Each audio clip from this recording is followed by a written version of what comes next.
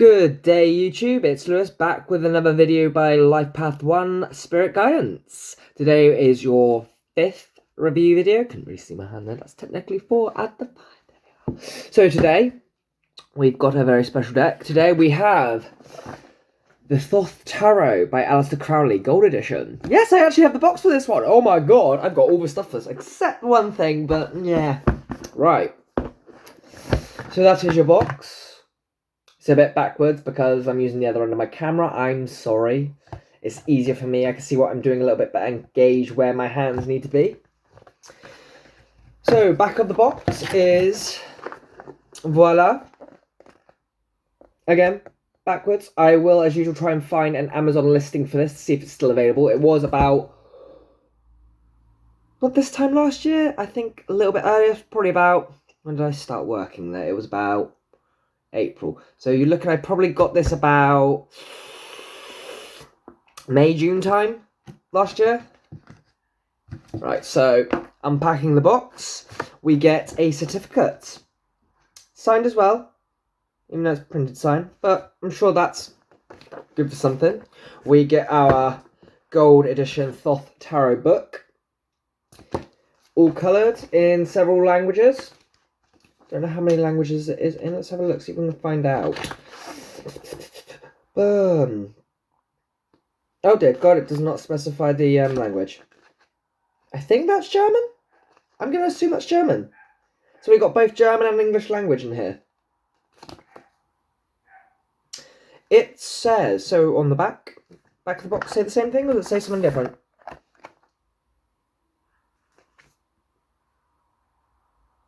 We'll read the back of the box because it's got a bit extra on it. So, the famous Aleister Crowley Thoth Tarot was created by Lady Freda Harris and Aleister Crowley. It was finished in 1944 and in 1971 printed on cards for the first time. Today it is one of the most popular tarot decks in the world, highly acclaimed for its unique, powerful and succinct images and symbols. The Gold Edition provides the 78 cards of Aleister Crowley Thoth Tarot in the deluxe size, 3.74 by 5.5 inches or 9.95 by 138 millimeters, with handcrafted precious gilded edges and a textbook including a descriptive essay by Aleister Crowley and the certificate of this exclusive edition. So if I can find this, I will put the link below as I usually do. So we'll pop out the deck. As you can see, it's beautifully gold and gilded. And we get a title card in here with, of course, the mentioned authors' names and all those involved. And then we also get Aleister Crowley's Mark of the Beast. So, the 5-leafed clover. Along with that symbol there. That's, you'll probably be, when you do search it, you do find that it's mainly just that symbol that's tied to the Mark of the Beast. But there's also a bit of backstory with the 5-leafed clover. It is said the 5th one is for the devil. Right, so this is your deck. He uses a very Egyptian-like sort of design. What I'll do is what I've started doing, just shuffle the deck, see what pops out, shows you it as they pop out. I haven't used this deck much because it is quite a titan and a half of a deck. So our first card is what would normally be our 9 of Swords. In this deck, it is Cruelty. Now, with this deck, the meanings are slightly different. They are on the vague basis on what the rider weight was, but very different imagery as well, which I do like. I'm using this deck as the basis of my redesigned tarot deck myself. So I'm using Aleister Crowley's card titles, but the images I'm using are very different. I've gone with, instead of symbolism, I've gone for more literal scenes and actions. There are no court cards in my deck. I'm doing a separate deck for court cards. So my deck is actually a 2-part deck, which some of you are probably going to say, well, that's not traditional. No, but it's my deck and I'll do what I want. So, what other cards are going to pop out? What can I say? Oh, there we are. Ace of Wands, which you've already seen. But yeah, I do really like the way it's a very symbolic deck. It's very heavy on its symbolism rather than what the other decks show with images, including people. The only people you'll see in this are in regards to the Major Arcana and the court cards, of course. So the court cards in this deck are presented as a page, a knight, a prince, a princess, and a queen. So you have 5 court cards instead of the usual 4, is it? It's 4, isn't it? Yeah. Then again, saying that, the Illuminati Tarot has prince and princess and king and queen. So there's our number 8 of swords. Number 8, interference. I don't think I've done this one yet. Haven't done cruelty. I haven't done interference. I have done my ace of wands. Actually, not doing too bad on the front of it. I managed to get my 7 of wands done today, my valor, and also made a start on my 2 of pentacles change. We'll see if those pop up. That would be nice. Oh, we have our first major arcana. So instead of the magician, we have the magus. You gonna zoom in properly? You gonna focus? Maybe get my face out of it. There we are. Which I like with its blues and golds effects. It's really nice. Again, the magus has a little bit more going on than what's usually at foot. Simply because of Aleister Crowley's occultist beliefs, traditions, things that he preferred. Now, most people who know something about Aleister Crowley will generally know what sort of person he was, but I'm not going to talk about it on here. It's a little bit controversial, depending on whether you love him, hate him, or a bit of both. A very good friend and co-worker of mine is a bit of both. So much so, he went and managed to get a bit of wood that was part of his house that got tore down. So he's got a bit of Aleister Crowley's house in his house, which is pretty cool. That wood's going to be, well, let's just say Aleister Crowley did like himself a bit of debauchery. What else can I say about this deck? It's not difficult to shuffle. It's a bit heavy. There we are. Speaking of which, that's our Princess of Wands. Put that in front of my face so it actually picks up on it. I do like the use of colour. There is very good use of colour in this deck. The colour is very representative of what the cards tend to mean. Like I said, with those blues and golds in the magus, it's very Egyptian itself. A lot of the designs are. Didn't want to slide? That's fine. I'm just gonna let them pop. This is how I decide what I'm doing for my next card. I get all the ones that I. Was that a card or was that just something random? Just something random. I get all the cards that I haven't done yet. I shuffle them up. And just keep going until that happens, basically. Ace of Cups. I've already done this. But yes, very good use of colour. It can seem a bit dark and dreary, and some of his depictions are a little bit... He says one thing and then means another. Whether he intended that or that was accidental, I'm not entirely sure. But it won't throw you off if you're willing to use them, really. Our 4 of Cups luxury. As you can see, this is very different from the 4 of Cups you see in the standard Rider-Waite. But I can't remember what card it was. I think it was Satiety. He was quite negative on that. And bearing in mind that's supposed to be that's the 10 of Cups. It's kind of a case of what Satiety meant and what he was saying was... It was a little bit conflicting. He wasn't a bad man, but I don't think he had the most positive of perspectives or aspects on life. We'll take those 2. So we have our Swiftness card. Move my finger out of the way. Number 8 of Wands Swiftness. Another card I've done. Did I do luxury? I don't think I did. I definitely did Ace of Cups. Yeah. Oh. And our Knight of Wands. So overall, and we'll finish on that one. The highest of the court cards in the discs. Queen of Discs. So that is the other thing. For the most part, all of the suits are their traditional names. So wands, cups, and swords. It is swords. Yeah, it's definitely swords. The only difference is the discs. But then again, pentacles does seem to alter from deck to deck. You have coins, pentacles, discs. Are there any others? I can't think of any others. If there are any others, comment, let me know. But overall, is it a nice deck? Definitely. Is it worth getting? More than likely. Collector, again, I do these because for a case of people who are actually into tarot cards, you might see a deck that I review and go, ooh, or you've seen someone use a deck and you've only seen a couple of the cards and you're like, no, I want a closer look at that. That's the idea of these videos. And of course, there's also collectors. And something like this is definitely worth collecting. I mean, I might have to splash on a very special deck in the next month or so, simply because it's a bit of a collector's item. That will be reviewed, of course. I've got another deck here that's very special. I haven't seen it used yet to review. But as I was saying, we were going over the whole case and matter of, is this deck worth getting?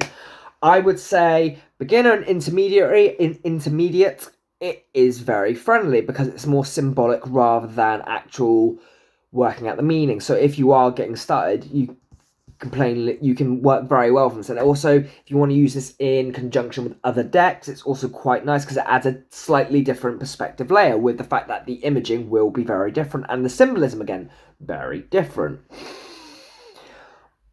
The only bad points, it's a very heavy deck. If you want to be using it by the book, that's going to take a lot of learning. Intuitively speaking, it's probably a little bit less helpful in terms of an intuitive deck because it is very in the face and on your nose with the cards. I mean, if you get feelings and you see something in a particular way, definitely, easily. But in terms of what actually goes on the cards, it is very face value, which, again, not a bad thing. Hence why I put it as a intermediate deck / beginner deck. A beginner deck, simply the factor of it's all the symbols. You can learn the gist of the Rider Waite, and then play with this deck and go, that's this, that's this, that's this, that's this. When it comes to the court cards, again, they are, how do I put it? With the absence of the king, you might be a little less inclined to use it in certain readings, I suppose. Is it suitable for every readings? I would say so. I mean, I honestly would not use this for a Twin Flame reading myself, because, again, it's a very heavy deck, even though that's not really an excuse. It's also the typing of the cards. Whereas the characters, despite them being knights and queens and that sort of stuff, there is a lot of ambiguity to their actual gender. So I couldn't say that that's definitely masculine, that's definitely feminine. That's the difference here. I mean, even this queen, as you can see, yeah, you could sort of see a bit of breast, but that wouldn't be too hard pressed to go, that's a peck. Yes, on very slender arms, but that's a very masculine queen. It's a very masculine feminine card. Do you see what I mean, where I'm going with that? And of course, you've got the ram there as well, which is tied to Aries, which would be. So that's, again, a very odd thing to see. Let's see if I can get a slightly different card. I want to get some of the major arcana out because those are going to be where your best examples are. If I can pull them all out, because there are some arcana in here, like the Magician, named differently.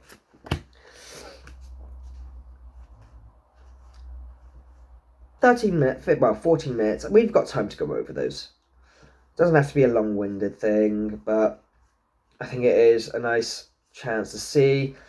Talk about ones that are quite different in name in terms of, because you're not really going to care about, like the Magus, it doesn't really count. I mean, we've got the Priestess in here, which is supposed to be the High Priestess, and it's just named the Priestess. Again, it's a case of we're looking at the cards that are significantly different.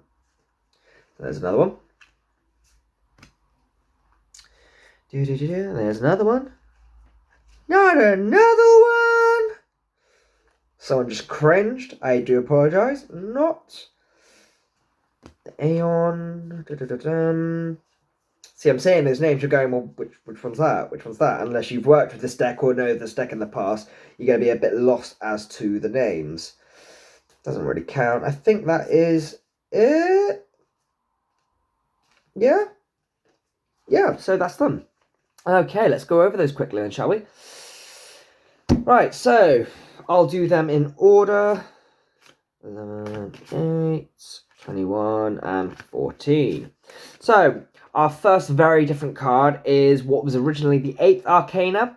So in this deck, it would be, instead 8 being strength, it would be justice, and instead of justice, it is adjustment. Now, in my deck, I have expanded my major arcana to a total of, the number goes up to 30. So I do have adjustment as my 8th arcana, but strength is also in there as well, because despite being justice, this card's meaning does vary ever so slightly. I'm not going to go into how. If you decide to pick up the deck, you'll see for yourself, but this would normally be the justice card in this deck. But for me, it's not quite justice. Adjustment and justice are two very different things. So whereas justice is outside of the realms of, how do I put it? Control, if that makes sense. This is adjustment is more within your control. You can adjust the things. You can sort of taper a situation, how you react. That's very much what the adjustment's all about. Then for our number 11, so instead of the strength being 11, we have lust. It is still indicative of the strength card with there being a woman and a lion, despite it being a 3-headed lion.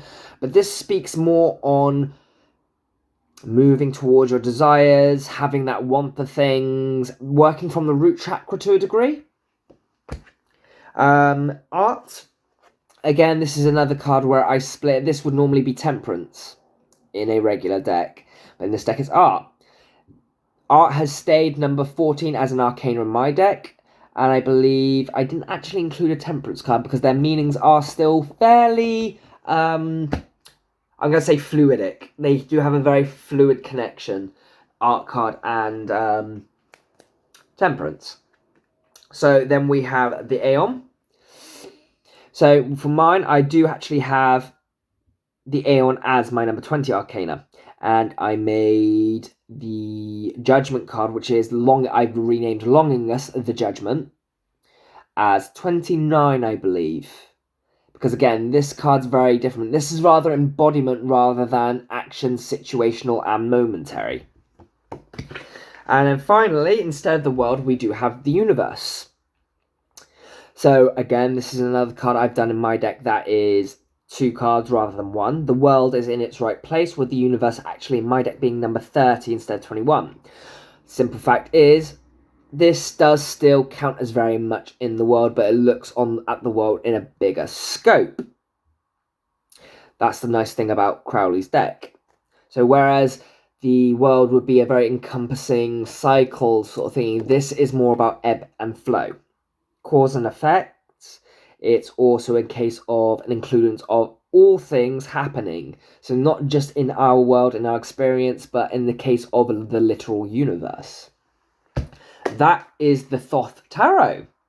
There are a couple of different versions out there. This is the one I went for. I am definitely not knocking you going for one of the others. This wasn't too bad a price if I remember correctly. I think it was about 26 quid, which considering what you get, how it's designed, its presentation, absolutely worth it, especially if you're a collector. If it is still out there, I would recommend getting it. Not necessarily over. I would put them over than regular. I'd put them in equal balance. I went for this one because this was the first one I saw. And I was like, I wonder what that's all about. But that is the Thoth Tarot, guys. Thank you for watching. To all those viewing me from to all of those who have watched my previous videos. As I said, this is the 5th review, I believe. I'm hoping so. If you want to see my other reviews, they are all tied to my playlist. Please look at some of my other videos. I have pick-a-pile readings, numerological readings, and twin flame readings. Those are all in their titled playlist if you wish to find them easily. And by all means, please comment your thoughts on the deck. What did you think of the Thoth Gold Edition Tarot? I would love to hear your opinions. And please subscribe. I'm looking for subscribers as much as I can. It's not a big deal, but at the same time, it's a real good support when someone does subscribe, if that makes sense. Again, I hope you've enjoyed this video. It's been wonderful having you guys watching. Until next time, Take care.